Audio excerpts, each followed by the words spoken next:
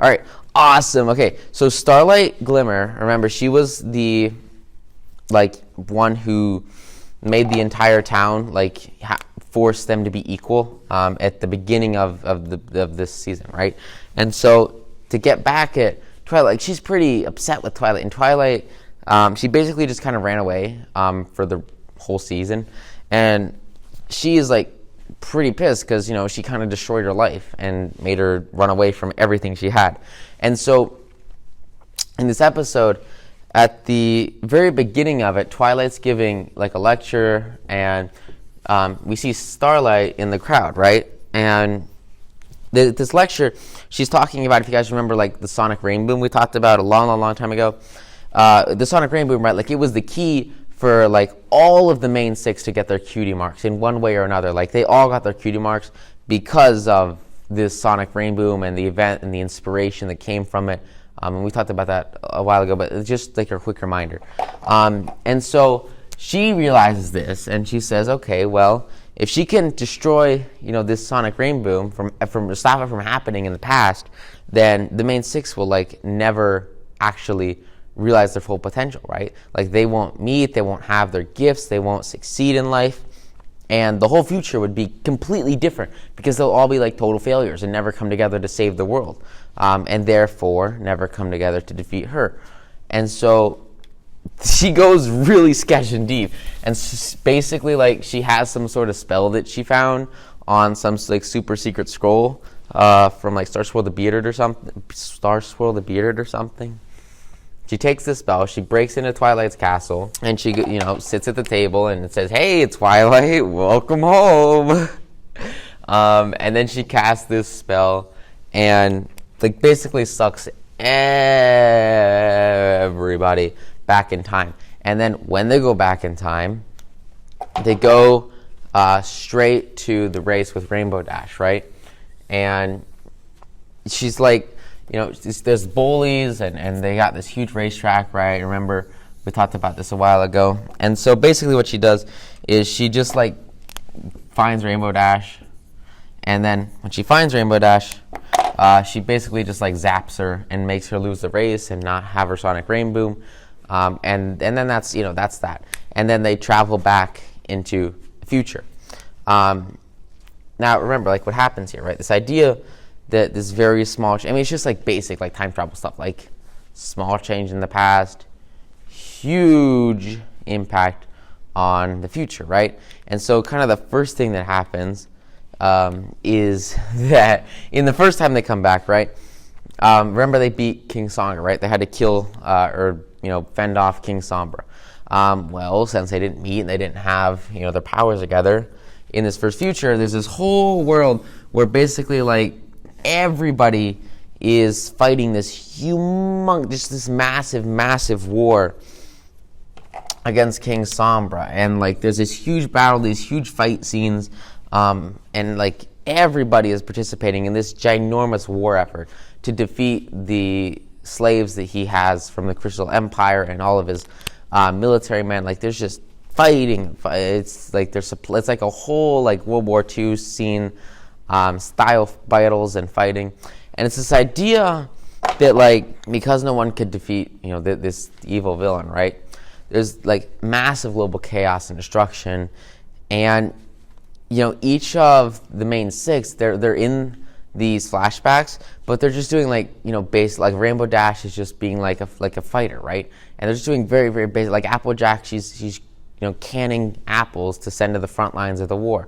Rarity, she's making a bunch of sweaters so that people can fight the war and not freeze to death. And so it's all their whole life it gets numbled down and beaten away into something that's so much less than what it could be. It's so far below their potential because they never met each other, and they never formed a mastermind. They never formed a social group. They never had these connections with each other, and were able to grow to be so much more than what they could ever be on their own. And so because they don't know each other, they don't have these connections, their future prospects, their future lives are terrible, and way less important than having this huge castle and being the people that save the world over and over and over again.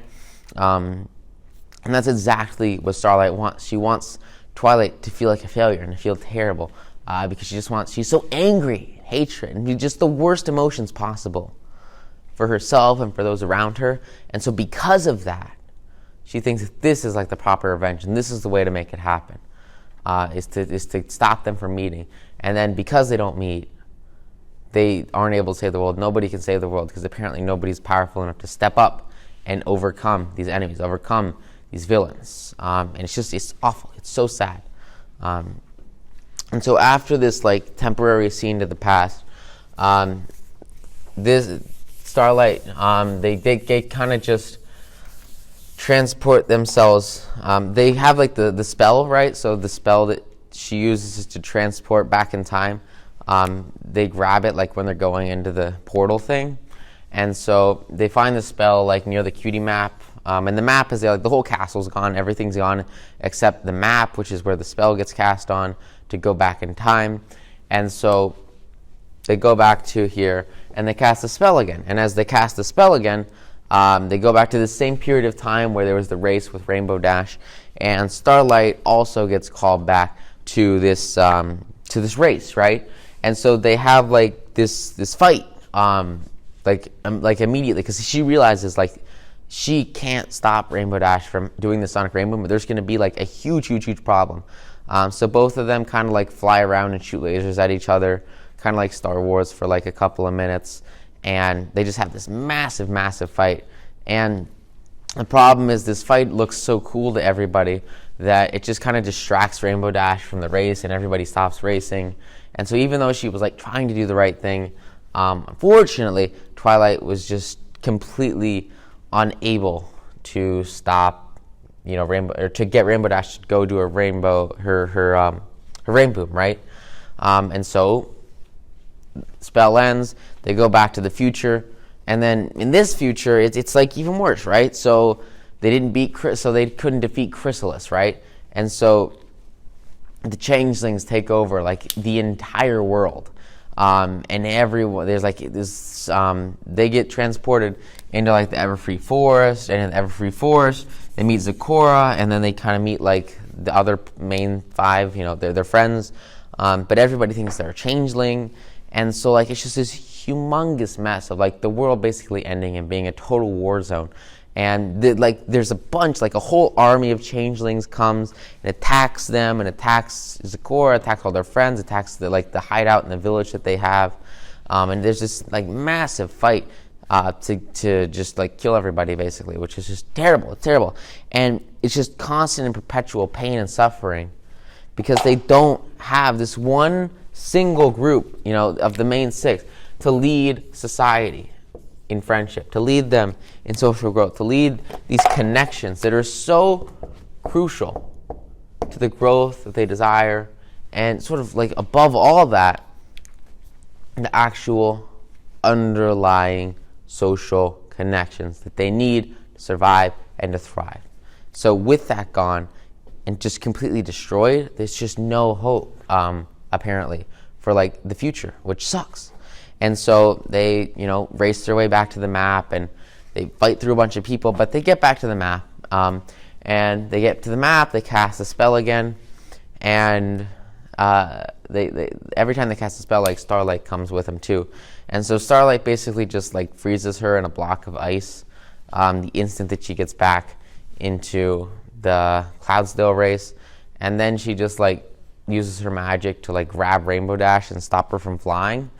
And then so she can't do a rain boom, and then it goes back to the future again because there was no rain boom, right? And so they didn't meet, they didn't grow together, they didn't have a social group. And in this future, there's like Luna, Nightmare Night. She took over the whole world, and everybody's her slave, and it's nighttime forever, and she has tons of like these servants and army. And then like right before the episode ends, she grabs Spike and takes him captive, and hears that like Twilight has some sort of time travel spell and demands that she find this spell. And so it's just this huge freaking mess of like alternate futures and just total destruction for everyone, which is just awful. And so Next episode starts, same stuff. And, she's got to, like, fight all these guards and kill everyone and grab Spike and teleport back into the future. And, she realizes that, like, this is hopeless, right? Like, what is going to happen here if this happens over and over and over and over again? The world just keeps getting worse and worse and worse and worse. And they need to make a decision. They need to stop. And she tells Starlight, let me show you what happens in the future where there's no friendship. Let me show you what happens when, the main six don't meet. And so she grabs Starlight and they teleport into the future together after they mess up Rainbow Dash and stop her from doing a rain boom. And they come to this desolate, like, just totally distraught land where it's just like, you can see the picture, right? Like, there's nothing anywhere. Everything's destroyed. The world is like, it's like the end of the world. It's like they're on Mars or some crap. It's like terrible. And she says, look, this is what happens. And she does not know why her friends are so important. She doesn't know why this group that she has is so important, this social group. She can't explain why it's so important that she connect with her friends. But she's seen over and over and over again that if they don't meet, that the world is in total and complete chaos. And her goal now at this point forward is to convince Starlight that there's a better way. Is to convince her that friendship can prevail and that they must stay together for the best possible outcome for everyone. Because if they don't, like, they've got this scroll, but the scroll's ripping, right? The map's ripping. Their spell is ripping apart. And so they can't do this forever. It'll like tear, and they won't be trapped in a terrible, terrible future where they can never escape from. And Starlight, she feels awful. She feels terrible because she is so jealous and angry of the world that Twilight took away from her and stole, basically her whole livelihood from her. And she says, why are you special? Why are you so special? How can this be? And she says she doesn't know because she just doesn't know. She is honest and transparent about the situation and about her feelings. And she knows that the things that bring them together, the special traits that they have that are different and the unique parts of their friendships and their personalities and who they are at the core matters so much more than some little event, because it fundamentally shifts the entire history of the world. And she just can't explain it. And so she convinces Starlight that she has to come back to the normal present with her and let the future happen, let it go, and find a better way to move on. And so that's exactly what she does. And so she comes back into the castle. She forgets all this runs away. Because she knows that, like, she needs to take a moment of temporary pain to basically save, like, the entire world. And she has to sacrifice her ego. She has to sacrifice being right. She has to sacrifice, just for a moment, her victory that she should have had. She has to throw it away, let Twilight win, so that she can have a world to return to and everyone can have a life to live, which is so, so, so much more important than some BS revenge or something like that. It just doesn't matter. And so that's the very mature realization that she makes, that is a tough choice, but it's so, so, so important. And so they come back, everyone comes back. Starlight, she gets pushed away, and she says she's sorry, she apologizes, she thinks it's ridiculous. So they make her leave the room for a moment, and they talk about, like, what they should do next, how they should move forward. And they realize that everything they've done and all the progress they've had and all the success that's been in their lives has stemmed from friendship. And that the only thing that makes sense is to forgive Starlight and to take her in as a friend and bring them under their arms and take them in to their group so that she can have this same success. And she can come in as a new student, right? As a new member in the mastermind and erase this line and bring her in to their society.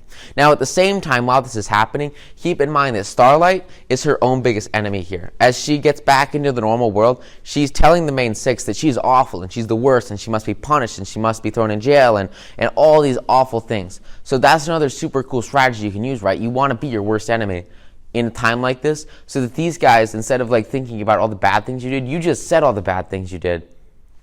She said all the bad things she did. And so she got the main six to justify her, and to, instead of like trying to think about all the bad, she already disarmed their complaints. And so she makes a much easier position for them to come and accept her and bring her into their social group, so that they can come together and, you know, really join forces, which is exactly what happens. So they bring her back in the room and they say, look, we want to forgive you. We want to be your friends. We want to be some of your first friends, because she didn't have any friends. And they want to move on and move forth and succeed together as a team. That's exactly what they do from this point on for the rest of the series. And they bring it all together at the end of the season with some.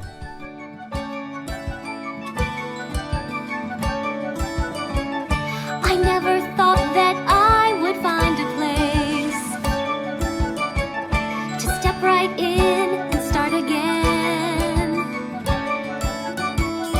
I never thought that I could just begin right where I left off and make a friend. Don't ever think that it might be too late. You don't have to wait, there's no mistakes with the friends you make. A friendship's only made of what you bring, and if you do it right, you can do anything.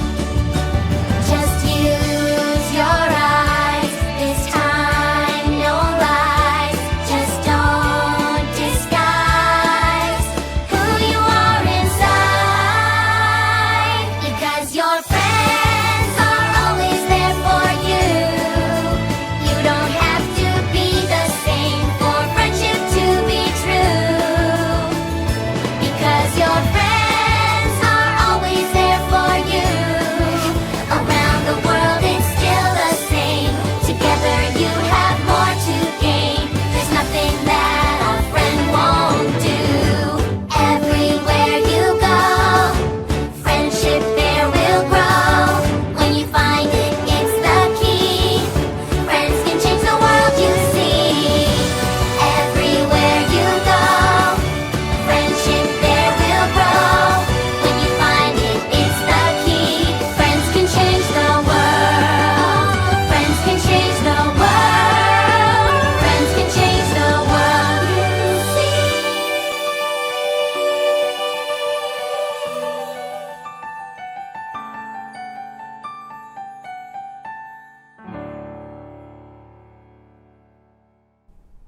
Like, how cool is that? So everything shifts. It's a total paradigm shift, because she goes from nothing. She goes from no connections, no social skills, no friends, no power base, nothing, to massive influence and massive number of friends, which just changes everything. And she goes from being totally alone to having this mastermind, having these friends, having these connections that just fundamentally change her whole life from this point forward throughout the rest of the series, and change her from this terrible, evil villain to like one of the best characters, or like a good character, right?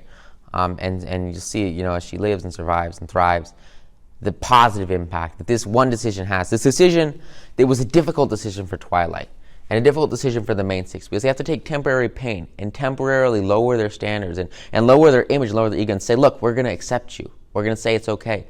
And in the long term, we know it's going to be worth it, and we're going to have this huge impact as a team. So come with us, join us, and be part of the friendship. Huge.